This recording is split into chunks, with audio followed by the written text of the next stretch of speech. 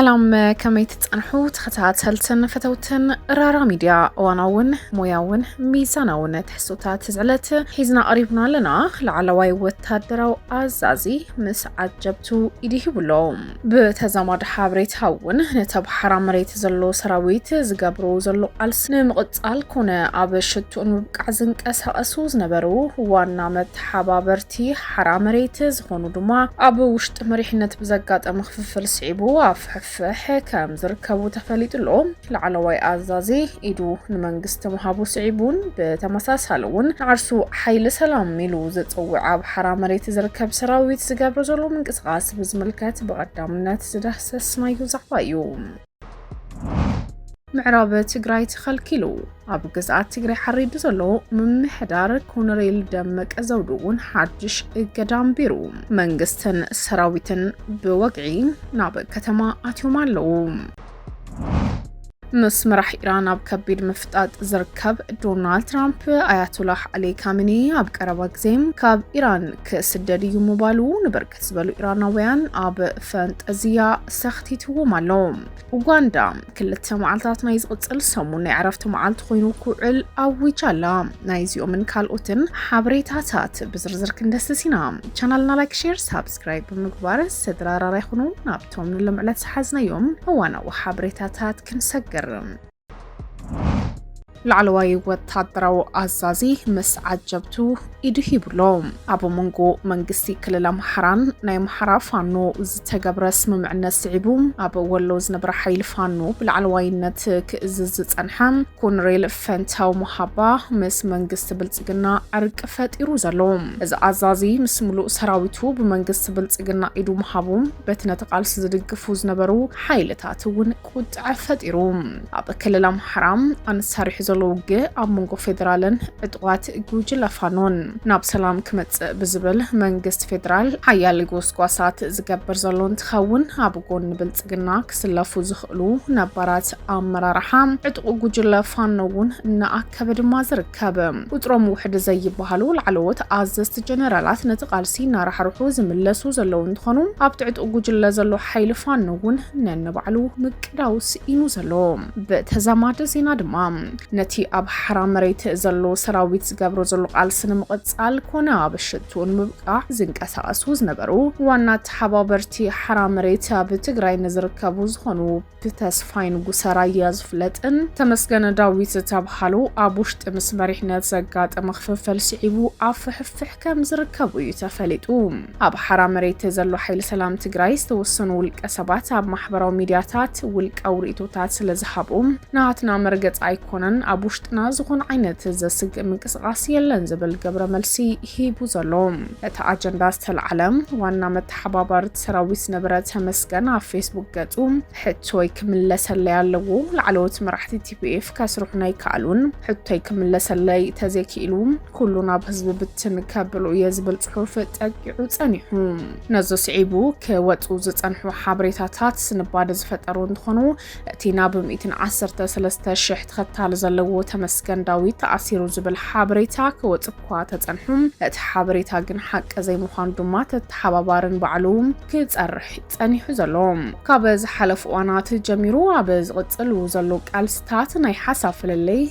زترعين تخون عبوشت تمريحنتون زي مرددا نقسو بركت بلو أكلات انتقال سرح ريحهم ناب تقراي ناتو يوم ترايوم نعرسو حيل سلاميلو زتو حيلي نساب تقراي كوينو سلام أسئنو الناز بلو ودب حوحات كرات زر أزلو نتوجو لزمرحو زلو أبو مغو جنرالات بستفترم فللي دما نايبعلوم نايقالس مدرخ زحزوم كان بعال جنرال ودنترو تأخلايا الشبرون عبيت مقصاصات خقبرو زر أي زلو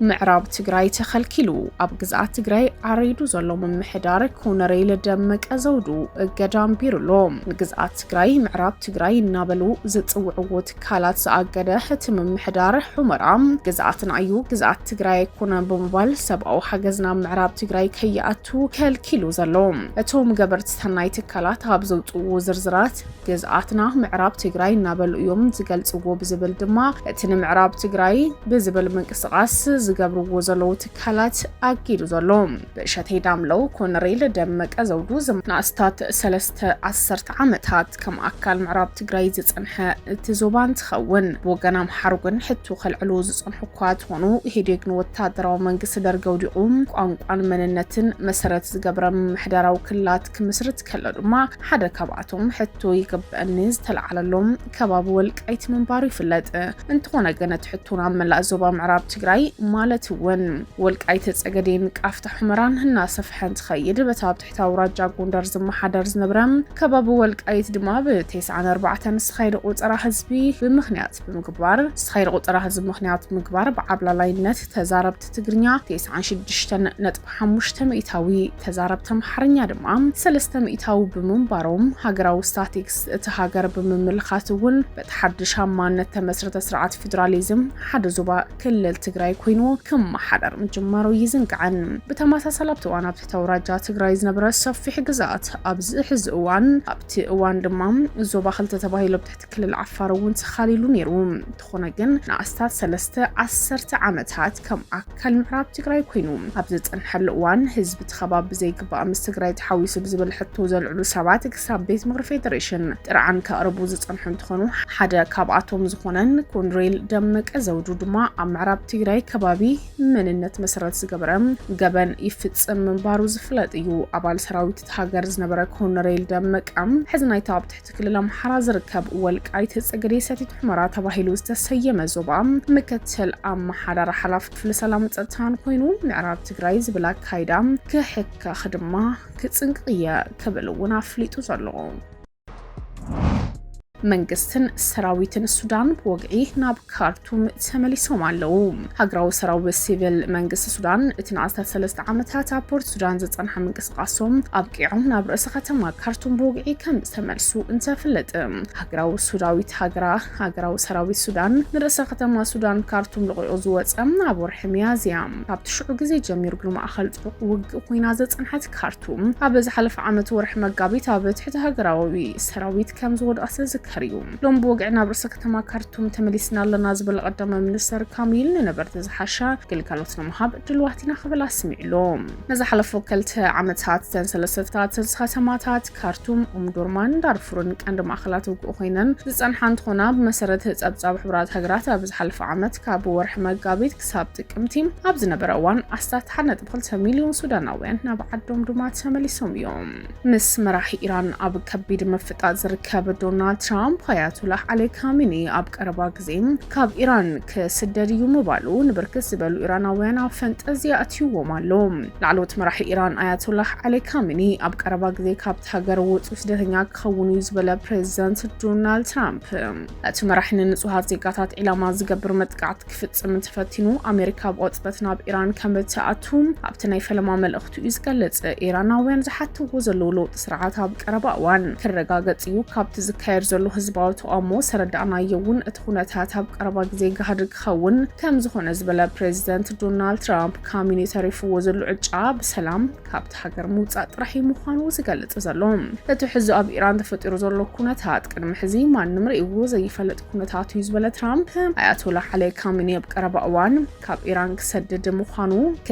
ምዃኑ ብርእሰ ተኣማንነት ድሕሪ ምግላጽ ኣሜሪካን ጉዳይ ኢራን ብቅርበት ትከታተሉ ምህላዋ ኣፍሊጡ ዘሎ መንግስቲ አያቶላህ አሊ ካሚኒ ሰላማውያን ሰልፈኛታት ክቀትልን ተጀሚሩ ኣሜሪካ ዘየዳግም ስጉምቲ ክትወስድ እያ ብምባል ዝቐነየ ዶናልድ ትራምፕ ንቃላቱ ትማለብ ዝገብሩ ቃለ መሕተት እውን ክደግሙ ዝተሰምዐ እዩ ትራምፕ ኣብ ናይ ትማል ቃለ መሕተቱ እንታይ ከም ዝበልናዮም ዝግባእ ይፈልጡ እዮም ድሕሪ ምባል ዝበልናዮም እንተዘይገይሮም ግን ናብ ሲኦል ክወርዱ ምባሉ ንህዝቢ ኢራን ዓብይ ፍናን ፈጢሩሉ